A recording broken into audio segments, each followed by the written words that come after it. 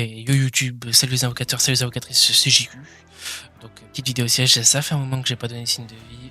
J'étais parti en vacances, c'est vrai, mais depuis que je suis rentré avec le taf, etc., j'avais pas trop le temps et en plus une énorme flemme à sortir des vidéos. Donc pour le siège de retour, on est tombé sur Origin et Overcharge 2, pardon. Donc Origin, bon bah tu connais, hein, c'est nos teams françaises qui nous présentent au tournoi, donc il y a du lourd. Overcharge, j'imagine que c'est du G3 classique, j'ai pas l'impression qu'ils avaient le niveau pour Era non plus. Donc on commence avec une Moon Lulu Kinky. Donc voilà, donc ça c'est une team qui, je sais pas si elle est vraiment encore méta, mais en tout cas on l'avait passé plusieurs fois. Donc c'est la Clara Vigor Fuki. Ici le principe est simple, c'est qu'on a pris un Moon déjà pour tanker, mais aussi pour ses dégâts sur skill 2 au cas où il y a un break def Kinky qui passe, et pour atomiser le Fuki le plus vite possible. Derrière on focus la Clara, voilà. Et enfin on va terminer par le Vigor. Donc voilà, c'est très simple, hein. Ici on a assez de tankiness, de cleanse, de heal, plus le Kinky qui peut se permettre de 1v2 ce genre de compo au cas où ça a passer facilement. Donc voilà, ça passe, c'est long, mais ça passe. Prochaine off, donc on est sur une Triana Roid Dias. La défense ici, ça va être une Miyang Eshir Cyclide. En vrai, je trouve ça terrifiant. Voilà, moi, les cyclides, je trouve ça terrifiant. Heureusement, voilà, je suis une fraude. Tu verras que ça derpe. Ça derpe pas qu'une seule fois. On est tombé sur le bon siège pour perf. Donc ici, moi, je pars sur un Roid tanky avec du Tokrit et un tout petit peu de précis. Il mériterait quand même un peu plus de précis. Et je pars sur la Miyang. En fait, voilà, je trouve que la Miyang avec le heal, les dégâts sur skill 2 qui ignore éléments, je trouve ça un peu fort. Et puis je me dis qu'une fois qu'elle est sortie, je peux me permettre de gérer les deux autres, étant donné que c'est pas censé faire non plus immensément de dégâts dès le début. C'est-à-dire que si tu veux sortir un mec, il te faut skill 3 de Eshir plus S de Miyang. La Miyang étant la moins tanky, on sort à tout prix le S de Miyang pour éviter de se faire one shot plus tard.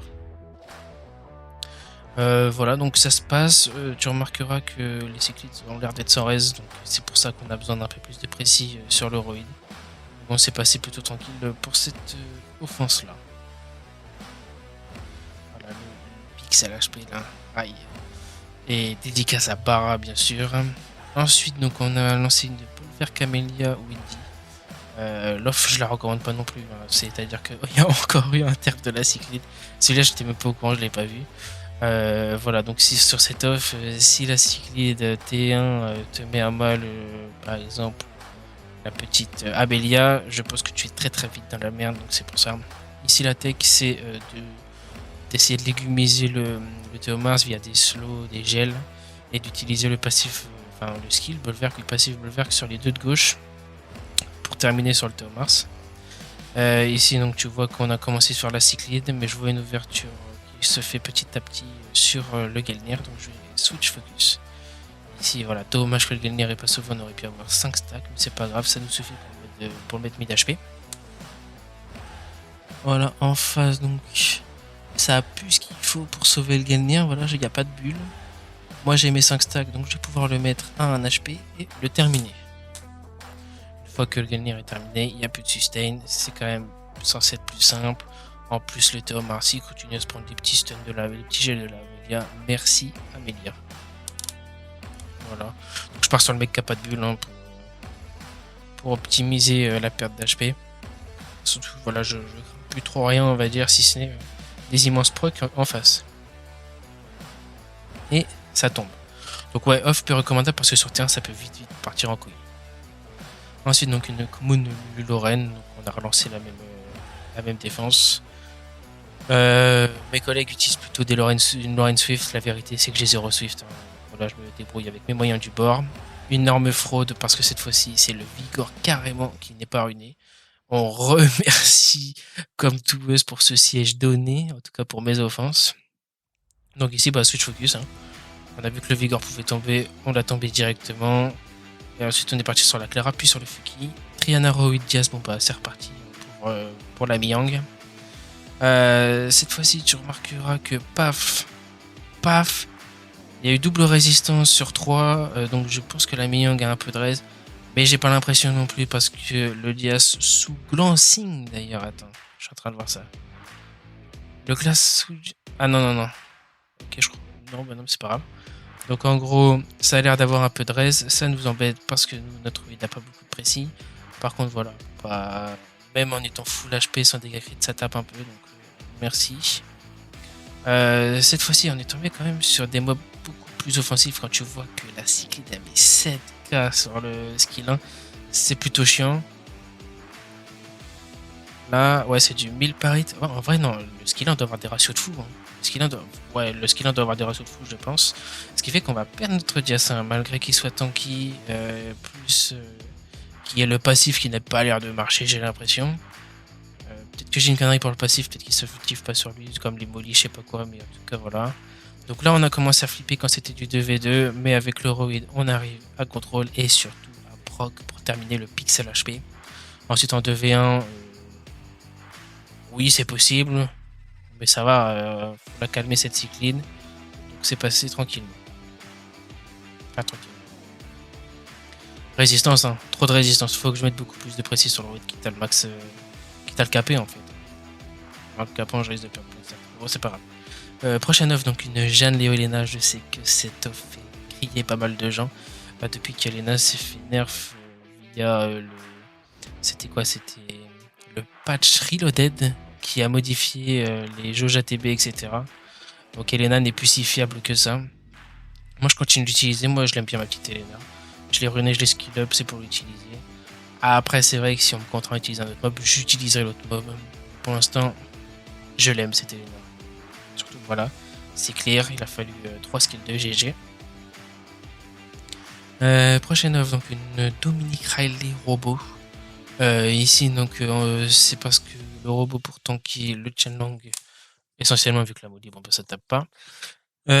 Ici on voit quand même qu'on a failli se faire arracher le Dominique. Sache que le Dominique a l'arrêt du coup, hein. Sans l'arrêt du coup il y passait. On voit aussi que le shield de la Molly est énormément tanky, c'est-à-dire que la Molly doit être full HP. J'arrive pas à le casser avec un Dominique avec buff attaque. L'avantage du robot, c'est qu'il a pris tous les break def. C'est-à-dire que même quand le Thomas avait des fenêtres, il a plutôt tapé sur le robot. Et le robot, son passif est ok. C'est-à-dire que là, je commence à le stack et tout, donc il prend vraiment plus trop de dégâts. Et une fois qu'on a fini le Théomars, en fait, bon, c'est free, hein. Ça continue. Même si en vrai, je me suis rendu compte que j'avais lancé sur un dôme avec un dôme en wheel et non pas en destroy. Donc là, Molly, quand j'ai vu que je lui mettais pas de destroy, je me suis rappelé que j'avais vu le début, je me suis dit, il va falloir proc plus qu'elle pour réussir à passer les anti-heal. Ce que je vois, c'est que les debuffs ont l'air de passer tranquillement, donc ça m'étonnerait qu'elle ait sans raise, ou alors j'ai complètement arnaqué. Et donc, une fois que les anti-heal et que les dégâts sont passés, bon bah j'ai pas mis trop de temps non plus. Voilà, le petit pixel HP, on y est habitué depuis le début. Le dôme qui remet pixel HP, et c'est le robot qui termine. Prochaine offre, donc une Yunu Cho Psamat. C'est la première et dernière fois, je pense, que tu verras ça ici. Je me suis juste inspiré de mes collègues, hein, apparemment c'est passé. Le principe étant que la défense étant full offensive sans sustain, et ben on se permet d'abuser des passifs et des dégâts des mobs pour sortir tout. Ici, le Cho sert contre le Carcano. En fait, normalement, si tout se passe bien, il reste plus que le Carcano contre le Cho à la fin. Préconiser plus une Camille, mais voilà, Camille, voilà, je l'ai utilisé dans cette offre.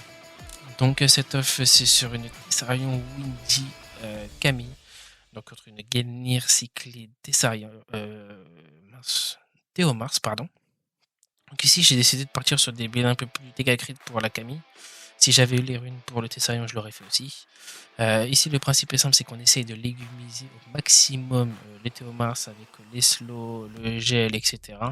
Et on vient essayer de mettre les Oblivions et de dépop le Gelnir avec ce qui nous reste. Voilà, parce qu'une fois que le Gelnir est sorti, il n'y a plus de source de sustain. Et on voit quand même qu'on a beau avoir des sets qui sont pas mal dégâts, ça tank vraiment bien. La team est vraiment trop forte. Camille, Windy ensemble, c'est l'off méta, j'ai l'impression, c'est vraiment beaucoup trop fort. Donc si vous avez, abusez-en. Voilà, donc une fois que Gain est sorti, en plus, on a quand même pas mal travaillé sur le Théomars sur le Destroy. Donc voilà, c'était tout pour moi. Tu remarqueras qu'il n'y a que 9 off parce que j'ai oublié de record une encore une fois. Et c'est passé, on a fait 10-0. Et c'était tout. Bisous.